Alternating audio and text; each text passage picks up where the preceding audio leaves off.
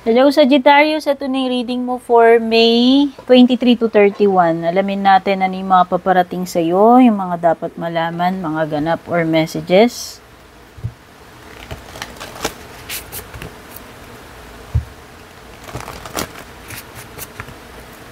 I'm Purple Teen, by the way. Don't forget to subscribe, like, follow. Kung bago po kayo dito. Yung mga interested po sa private reading ko, kayo po yung magsadya sa official FB page ko. Yung link po nakalagay sa description ng video na ito.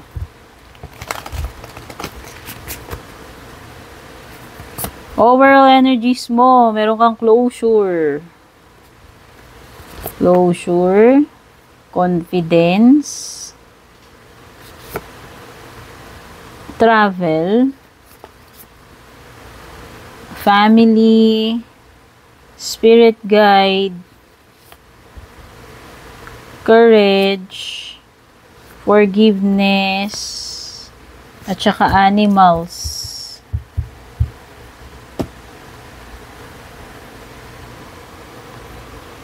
Mukhang merong lakad pamilya ninyo. Ano ba to? Outing, reunion, o may pagta-travel eh.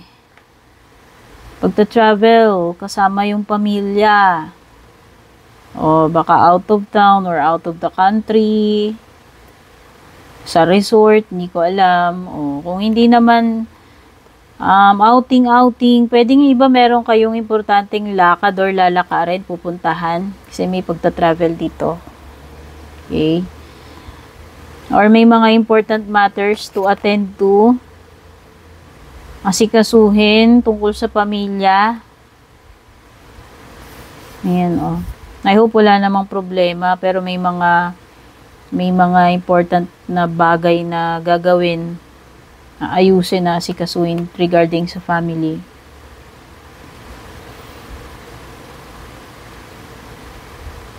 So, magkakaroon na ng closure or forgiveness para sa iba sa inyo. Yung iba dito na may mga kaaway kayo, nakasamaan kayo ng loob.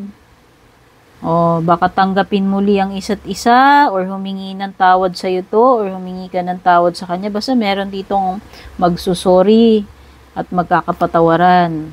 Magkakaroon ng healing sa connection na ito.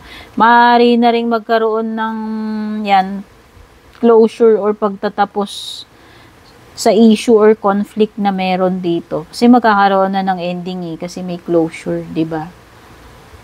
Matatanggal na yung mga doubts, yung mga questions sa isip mo regarding this connection or dito sa naging rift or hidwaan na to.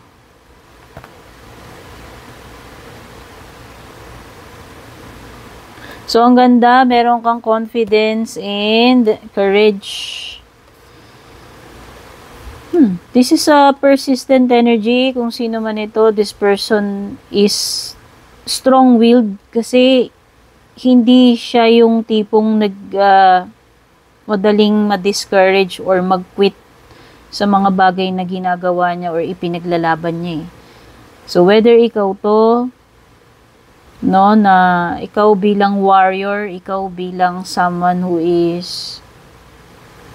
will not quit kung ano man itong ginagawa mo. Ipagpapatuloy mo to at kahit na magkaroon ng mga difficult situations, mga pagsubok, mga obstacles, hindi ka magi-give up. No, you will show courage and strength pagdating dito sa kakaharapin mo na to or kinakaharap mo na to.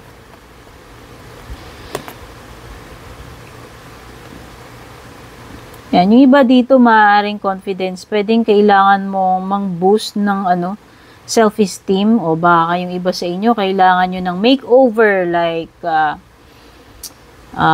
bagong haircut, no? Anything na makakapagpa-boost ng confidence mo.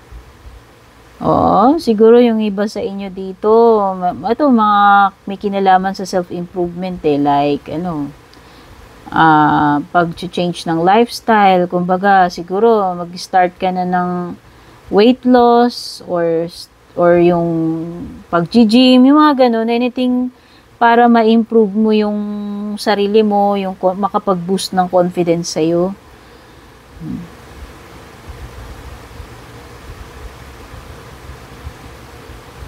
Okay, so ibig sabihin nito, pwedeng magtiwala ka rin sa kakayahan mo. Kung meron ka mang task na gagawin, magtiwala ka na meron kang sapat na kakayahan o abilidad para dyan sa bagay na kakaharapin mo na yan or gagawin mo na yan.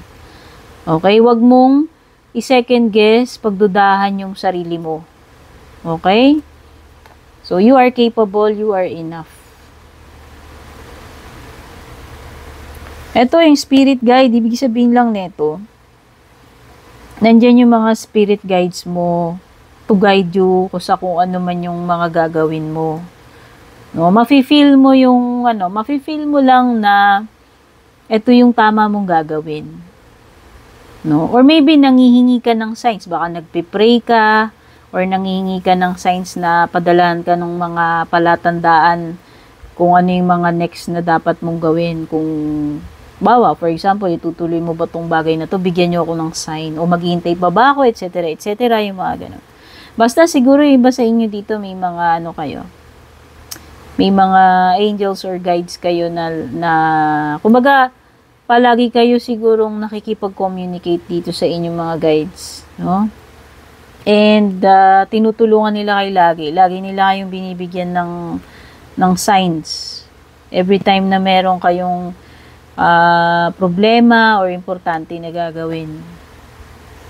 O baka iba sa inyo, animal lover or nature lover or something related sa pets or animals dito. Oo. O baka yung iba sa inyo dito, kung wala pa kayong pet, baka i-consider ninyo na kumuha kayo ng pet. Basta anything na related sa nature or animals to eh. Okay? Or maybe this is your wild side. Parang yung, yung pinaka-instinct mo or wild side mo.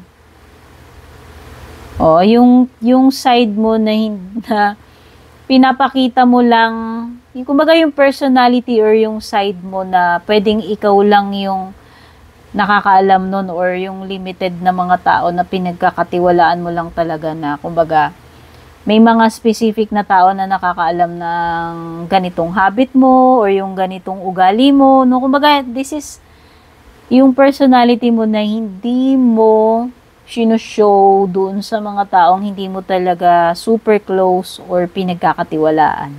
Okay? Or maybe this is your instinct, yung parang naturalesa mo or parang masasabi kong intuition or pakiramdam mo eh. Malakas ka sigurong makiramdam. Yan. Makatunog yan. Parang ganun.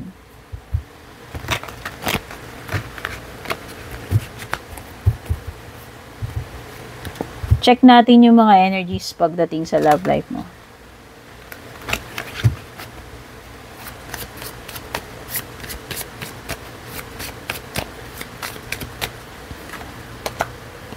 Devil card, Capricorn energy yan. Oo, Earth sign, Capricorn energy. Pero pwede ring may air, Gemini, Libra, Aquarius. Or, Gemini. Gemini and Capricorn energy yung prominent dito na energies. Oh, this is a toxic connection, dear. Oo.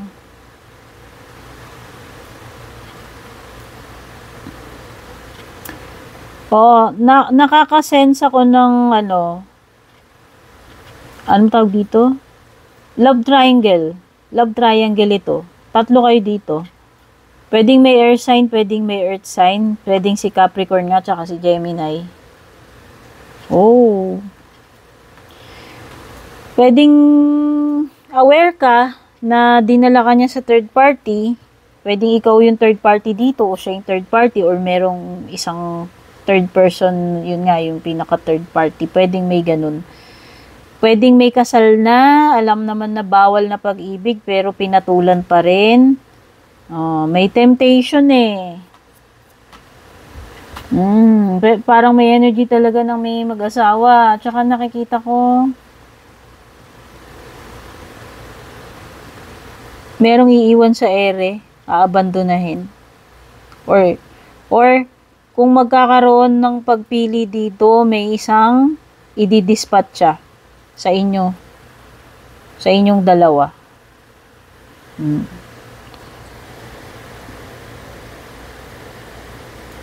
Pwedeng walang closure, hindi ko alam. O, pwedeng ang wala kayong communication, pwedeng may energy na lumayo.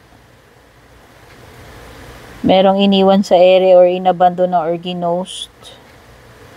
Parang parang walang malinaw na ending. Sabi ko nga, parang something na nakabitin yung connection ninyo.